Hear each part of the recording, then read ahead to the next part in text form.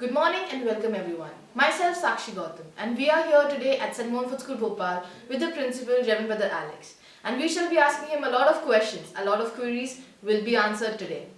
So sir, thank you for joining us today, and my first question for you would be, how challenging do you find being a principal is? Well, being a principal is a challenge.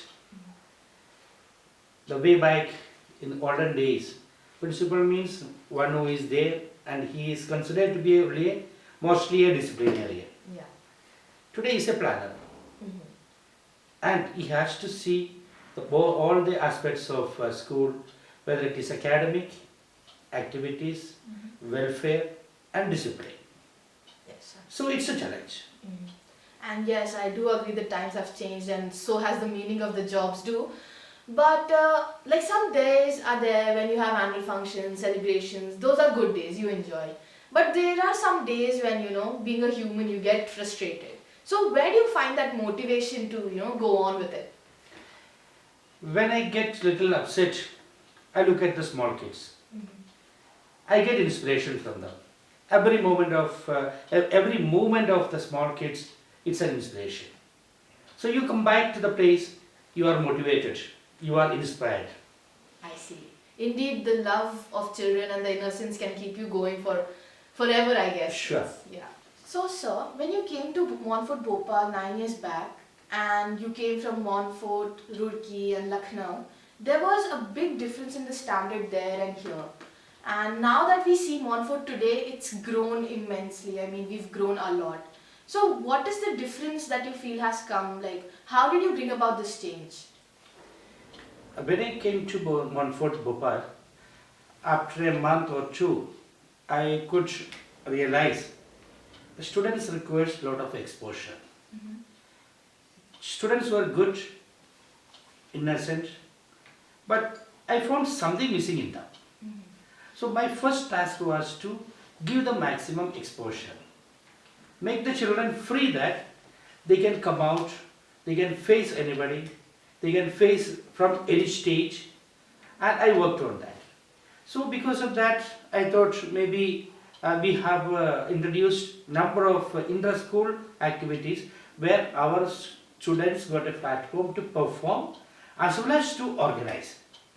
So that was a major thing I found, the change then and now. Now the Montfort students are everywhere.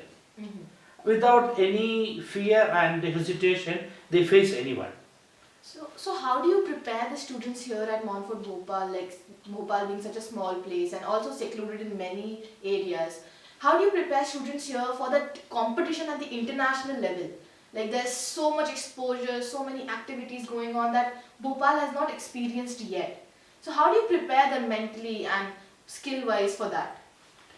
We have, see today it is the time of the technology. Yeah. You get number of experts from different places and they are happy to come and train our children.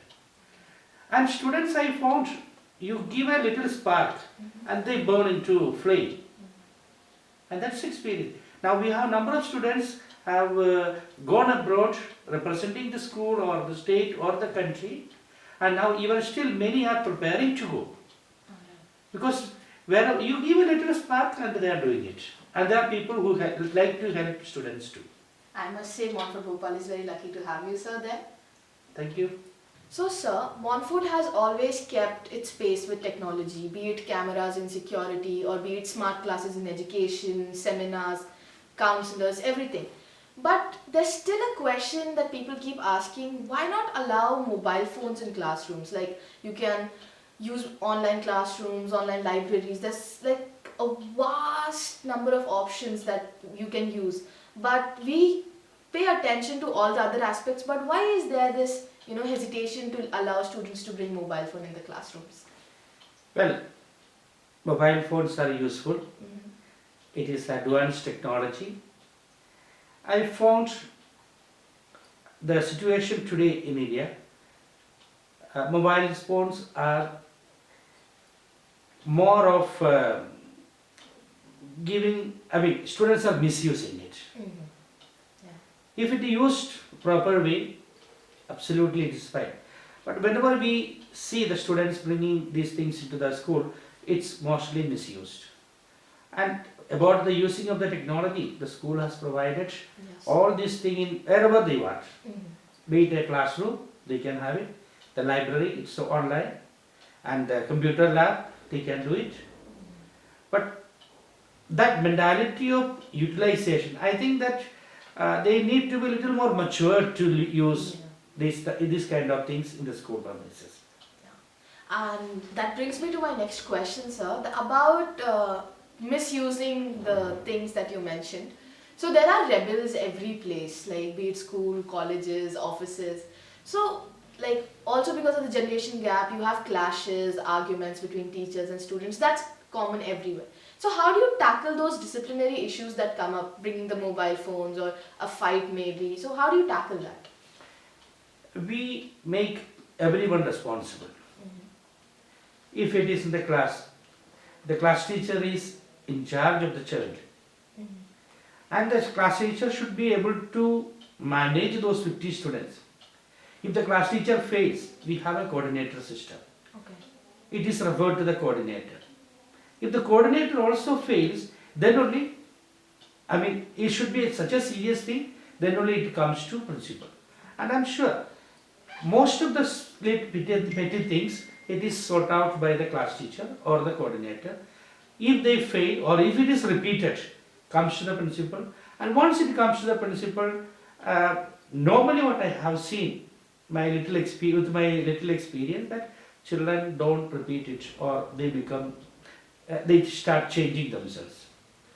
I never scold them, I never punish them harshly, but somehow with my conversation with them and with their parents, the students, they understand.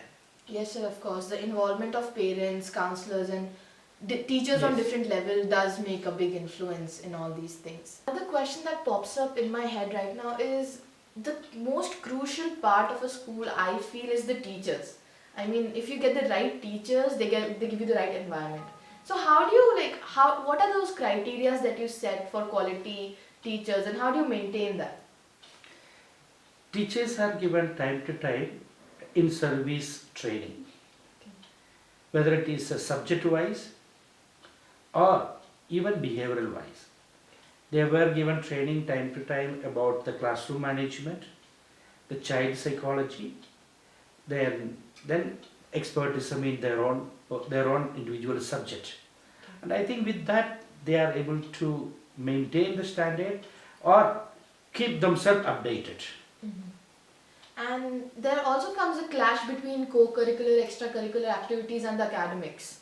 So, what do you feel is more important, or how does one judge if a student is very good in academics but is null in extracurricular, or is very good in sports but is not paying attention in academics? So, what do you do in those situations? See, students, if they are good in extracurricular activities, they are good in studies.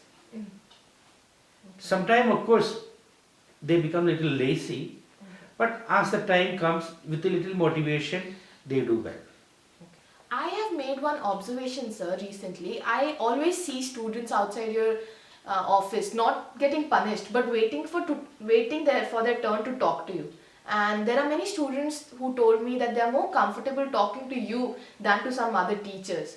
So, as we remember or as we've heard before, a principal was seen as a disciplinarian, as a strict figure who was to be feared, and people did not want to talk to him or face him.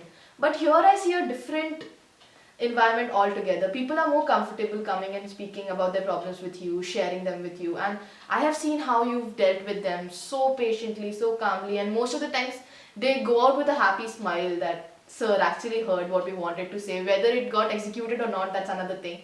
So why do you feel the need to be so connected and be this sort of a management where people are so conveniently coming and freely talking to you? How does that give you an advantage or a better environment to grow? For me, my first preference is my students. Even if a parent sitting discussing with me something serious matter, But if a child come to my door, I call the child first. Because my preference is there. I'm here mainly for those students. Then comes to the teachers and the parents. So I always try like to listen to them and sort out their problem. Because if their problems are not sorted out, if they are not given a chance to be heard, then there is no use of my sitting here on the chair. So I found it's a must that we should listen to the children, whether it is right or wrong. Give a ear to them first. Alright. My last question to you, sir, would be like Montfort has grown so much in the past years. What is the vision for the next few years, like 3 to 5 years? Where do you see Montfortians and how do you see them growing? Like what changes do you want to bring about? My first vision for my students, Montfortians, is that they should grow up, they should go to the world with a human, a better human and a better citizen of our country. That is my first preference. If I am able to make them a better human and better citizen of our country, I think I have achieved my vision and I have fulfilled it. But then they will be able to stand anywhere in the world, not only in their country, and they will be able to stand in their own legs. And sir, to all those Montfortians and other students who would be listening to this interview, viewing this interview, what is that one thing that you would like to tell them? Because there's so many confusions when it comes to the management of the school.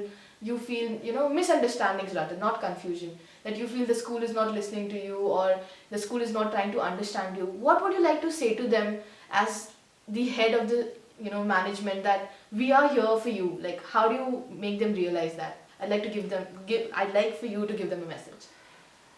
I would like to tell all my Montfortians that we are here for every Montfortian.